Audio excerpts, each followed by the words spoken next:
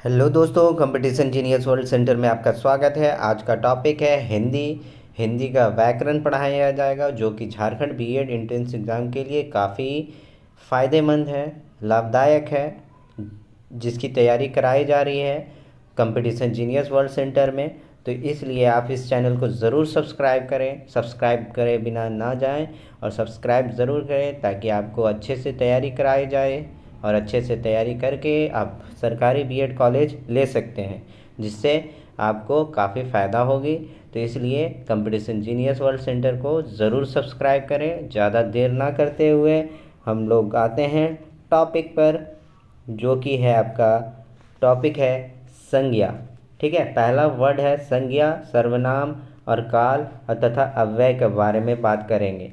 ठीक है, लेकिन अब देखिए, जब शब्द स्वतंत्र रूप से प्रयुक्त होता है तथा वाक्य के बाहर होता है तो वह शब्द होता है।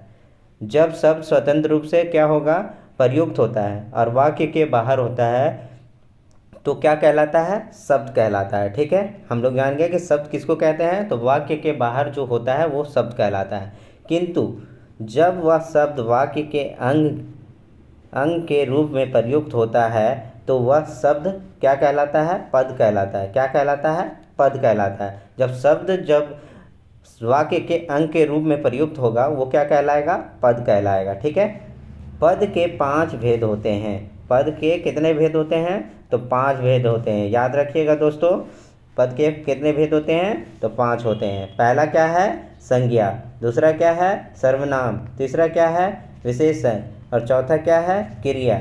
और पांचवा क्या है, अव्यय। ठीक है, तो याद रखेंगे। चलिए नेक्स्ट में देखते हैं, संज्ञा के बारे में आज पढ़ेंगे। संज्ञा क्या है, पहला बात तो जिन विकारी शब्दों से किसी व्यक्ति, स्थान, प्राणी, गुण, काम, भाव आदि का बोध होता है उन्हें संज्ञा कहते हैं। क्या बोला गया है कि जिस विकारी शब्द किसी व्यक्ति के स्थान, प्राणी, गुण, काम, भाव आदि का बोध होता है। ठीक है, कोई भी ऐसा चीज़ जो मतलब भाव व्यक्त करे, चाहे स्थान व्यक्त करे, या कोई भी नाम होता है, ठीक है, तो वो क्या कहलाएगा, संज्ञा कहलाएगा। संज्ञा के कितने भेद होते हैं, तो संज्ञा के 5 भेद माने जाते हैं। ठीक है, जो कि निम्न है। पहला भेद है क्या, जातिवाचक संज्ञा। जातिवाचक संज्ञा पहला क्या है, जातिवाचक संज्ञा।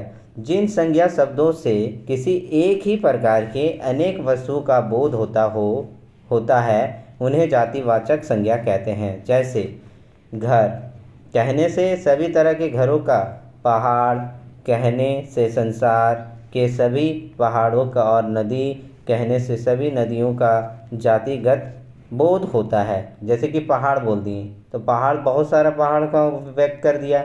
नदी बोल दिए तो नदी भी बहुत सारा व्यक्त कर दिया। घर भी व्यक्त कर दिया बहुत सारा। लेकिन जाति बात कर रहा है ना, जातिवाचक कर रहा है, क्योंकि हम किसी एक पर्पस लेकर नहीं बात कर रहे हैं। हम नदी बोल रहे हैं तो नदी, बहुत सारे नदी हैं तो बहुत सारे बात हो जाएगा। पहाड़ बोल रहे हैं तो पहाड़ बहुत सारे हैं, घर बहुत सारे हैं।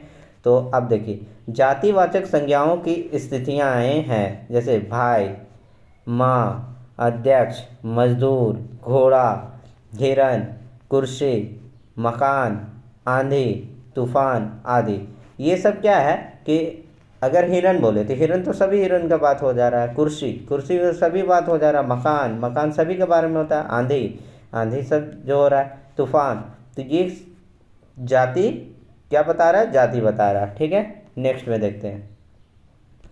दूसरा में क्या है, व्यक्तिवाचक संज्ञा। जिन संज्ञा शब्दों से किसी एक ही वस्तु, व्यक्ति या स्थान आदि का बोध होता है उन्हें व्यक्तिवाचक संज्ञा कहते हैं। जैसे राम, कृष्ण, आम, संतरा, रामायण, गंगा, लखनऊ आदि। यानी कि हम किसी एक चीज़ का नाम ले रहे हैं। जैसे राम, तो व्यक्तिवाचक हम किसको रिप्रेजेंट कर रहे हैं, तो राम को कर रहे हैं, कृष्ण को कर रहे हैं, आम को कर रहे हैं, संतरा को कर रहे हैं, रामायण को कर रहे हैं, गंगा को कर रहे हैं, लखनऊ को कर रहे हैं। यानी कि किसी एक पार्टिकुलर का नाम ले रहे हैं तो वो क्या कहलाएगा, व्यक्तिवाचक संज्ञा कहलाएगा। ठीक है, चलिए नेक्स्ट में देखेंगे, जातिवाचक और व्यक्तिवाचक संख्या संज्ञा में क्या अंतर है, अंतर बताते हैं। देखिए जातिवाचक संज्ञा हो गया कवि, स्त्री, नदी, नगर, पर्वत। और व्यक्तिवाचक संज्ञा में क्या होगा, सूरदास। कवि में क्या बोल दिया, सूरदास। स्त्री में बोल दिया राधा, नदी में बोल दिया यमुना, और नगर में बोल दिया मुंबई, और पर्वत में बोल दिया हिमालय। तो ये हम क्या कर रहे हैं, रिप्रेजेंट कर रहे हैं जाति और व्यक्तिवाचक संज्ञा में, कि ये अंतर होता है। कवि मतलब बहुत सारे हो जाएंगे, कोई भी कवि चल सकता है, लेकिन अगर किसी एक का नाम ले लिए जैसे सूरदास, तो सूरदास एक कवि थे, तो सूरदास क्या हो गया, व्यक्तिवाचक संज्ञा हो गया। स्त्री, स्त्री में बहुत सारे स्त्री आ जाते हैं, लेकिन राधा क्या हो गया, नाम एक रिप्रेजेंट कर देंगे राधा, तो राधा एक स्त्री होगी। ठीक है। नदी, नदी में हम क्या ले लिए, नदी तो बहुत सारे हो गए, लेकिन यमुना अगर कर दिए तो ये व्यक्तिवाचक हो गया, किसी एक खास नाम ले लिए। नगर, नगर में क्या ले लिए हम, मुंबई, तो मुंबई एक खास हो गया। ठीक है। पर्वत में क्या ले लिए, हिमालय। ठीक है। चलिए नेक्स्ट में देखते हैं।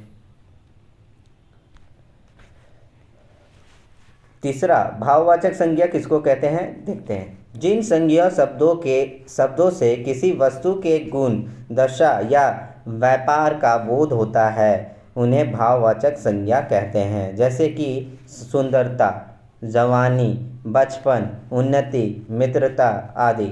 यहाँ पर भाव क्या बता रहा है, भाव ये बता रहा है कि सुंदरता, यानी कि किसी खास चीज़ बोल रहे हैं, भाव महसूस कर रहा है, फीलिंग हो रहा है ना, भाव। तो जवानी, ठीक है, बचपन, उन्नति, मित्रता, यानी कि दोस्ती है ना, रिप्रेजेंट कर रहे हैं, तो ये भाव हो गया, भाव व्यक्त हो गया। ठीक है।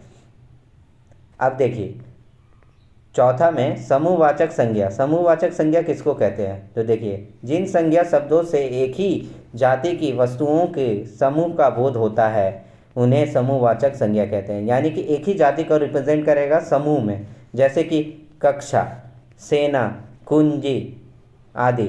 यानी कि हम रिप्रेजेंट किसको कर रहे हैं, कक्षा में कितना है, बहुत सारे कक्षा हो सकते हैं, है ना। और सेना, सेना हो गया यानी कि आर्मी वाले। ठीक है। कुंज यानी कि चाबी इत्यादि। तो यहाँ पर बात होता है कि समूह में बात कर रहे हैं, एक ही जाति का रिप्रेजेंट कर रहे हैं, उसे समूहवाचक संज्ञा कहते हैं। ठीक है। चलिए नेक्स्ट में देखेंगे, द्रव्यवाचक संज्ञा किसको कहते हैं। द्रव्यवाचक यानी कि क्वेश्चन मतलब पांचवा भेद में। ठीक है। जिन संज्ञा शब्दों से किसी ऐसे पदार्थ या द्रव्य का बोध होता है जिसे हम नाप तौल सकते हैं लेकिन गिन नहीं सकते। क्या कर सकते हैं, नाप और तौल सकते हैं, लेकिन क्या कर सकते हैं, गिन नहीं सकते, उसको काउंटिंग नहीं कर सकते हैं, उन्हें हम क्या कहेंगे, द्रव्यवाचक संज्ञा कहते हैं। ठीक है। जैसे सोना, चांदी, दूध, पानी आदि। नोट में क्या है, संज्ञा के 3 आधार पर इन्हें संज्ञा की कोटियाँ भी कहा जाता है।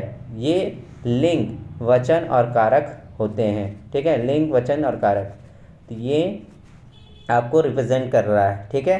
तो उम्मीद करता हूँ कि वीडियो पसंद आया होगा, तो प्लीज़ लाइक करें, शेयर करें एंड सब्सक्राइब करना बिल्कुल ना भूलें। झारखंड बीएड एंट्रेंस एग्ज़ाम 20 अप्रैल 2025 को होने वाली है, जो कि आपको इस चैनल पे तैयारी कराई जा रही है कंपटीशन जीनियस वर्ल्ड सेंटर में। तो आप ज़रूर सब्सक्राइब करें, वो भी बिल्कुल फ्री है, फ्री ऑफ कॉस्ट है, तो आप ज़रूर सब्सक्राइब करके लाभ उठाएं। Thank you.